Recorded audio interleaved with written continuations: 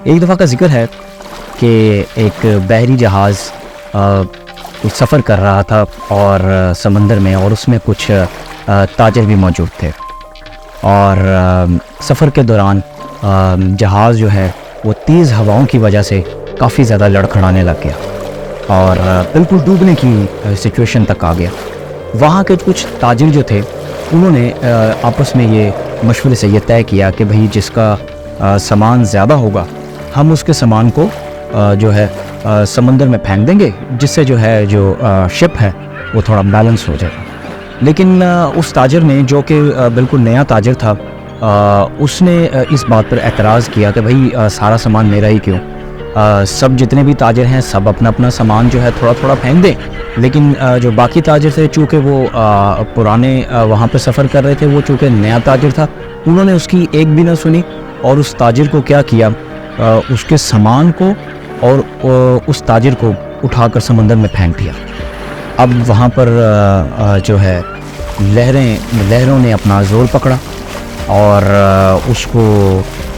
کبھی قلبازیاں دینا شروع کی، کبھی ادھر کبھی ادھر۔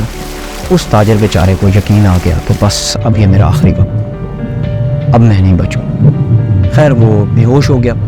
اور جب اس کو ہوش آتا ہے وہ کیا دیکھتا ہے کہ لہروں نے اس کو اٹھا کر کسی جزیرے پر پھینک دیا، اور وہ جزیرہ جو تھا بالکل غیر آباد تھا، اور وہاں پر پھر اس نے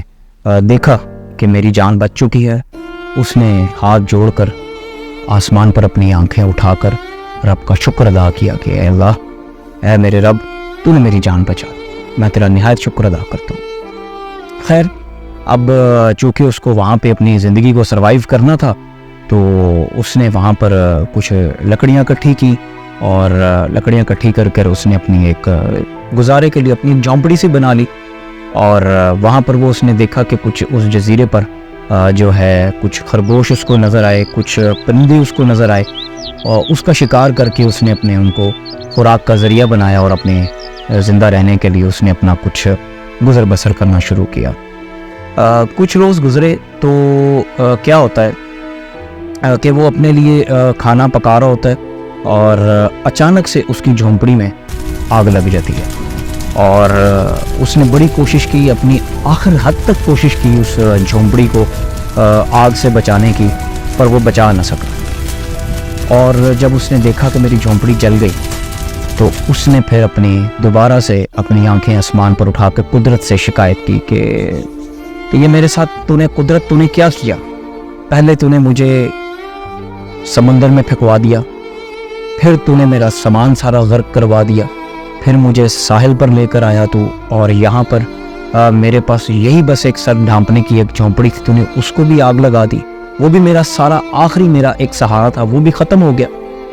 یہ کہتے کہتے، یہ شکایت کرتے کرتے وہ بھوکے پیٹ ہی سو گیا، اور صبح جب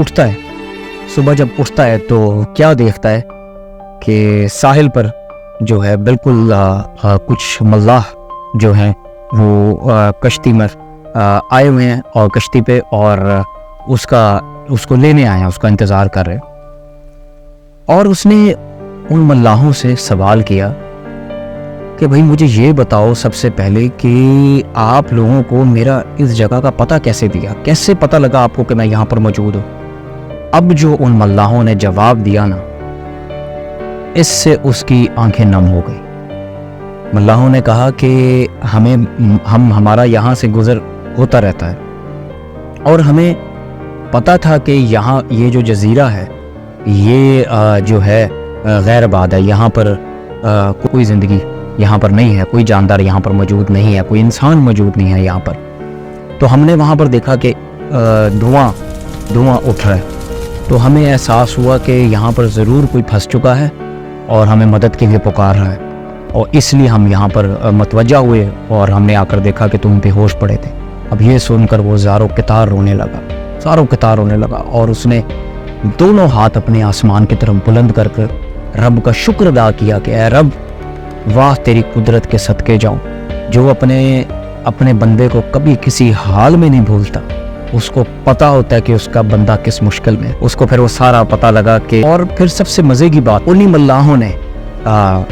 اس کو بتایا کہ جس کشتی میں تم سوار تھے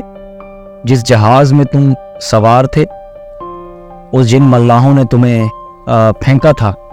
سمندر میں، وہ جہاز تھوڑا سا آگے جا کر غرق ہو گیا، ڈوب گیا۔ تو اس کو احساس ہوا کہ میرے رب نے یہ پوری ایک اپنی خفیہ تدبیر اپنی چلائی اور مجھے ان ملاحوں کے ہاتھوں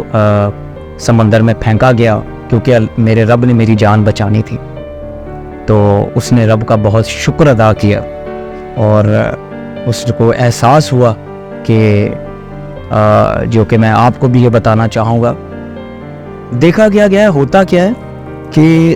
جب بندے پر کوئی مشکل وقت آتا ہے، کوئی مصیبت آتی ہے، تو وہ سب سے پہلے اپنے رب سے گلا کرتا ہے کہ میرے رب تو نے مجھے اس مشکل میں مبتلا کیوں کیا۔ جبکہ اگر وہ غور کرے، اور ہمیں یہ غور کرنا چاہیے کہ ہمارا رب جو ہمیں 70 ماؤں سے بھی زیادہ پیار کرتا ہے، وہ ہمیں کسی مشکل میں صرف اس لیے ڈالتا ہے کہ اس نے ہمارے لیے آگے ایک بہت بڑی آسانی سوچی ہوتی ہے۔ اس کو پتہ ہوتا ہے کہ ہمارے حق میں کیا بہتر ہے اور کیا بہتر نہیں ہے۔ اس لیے جب کبھی بھی آپ پر مشکل آئے تو اس کو اللہ کی طرف سے آزمائش سمجھے، اور یہ ہمیشہ یہ سوچیں کہ اللہ بہتر ہی کرے گا۔ یہ آج جو میرے اوپر مشکل وقت آیا ہوا ہے،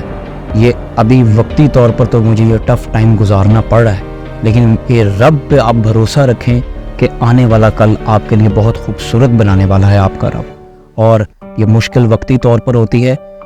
رب جو ہے وہ اپنے بندے کو کبھی اس کی برداشت اور صبر سے زیادہ تکلیف نہیں دیتا، لیکن شرط یہ ہے کہ آپ کا یقین پختہ ہونا چاہیے۔ جب آپ کا یقین اور آپ کا ایمان اور آپ کا تقوی پختہ ہوگا کہ آپ کا رب آپ کو وقتی طور کی آزمائش میں ڈالے ہوئے ہے، اور اس کے بعد آپ کے رب نے، اللہ نے آپ کے لیے بہت بڑی ایک آسانی رکھی ہوئی ہے، تو پھر آپ دیکھیے گا کہ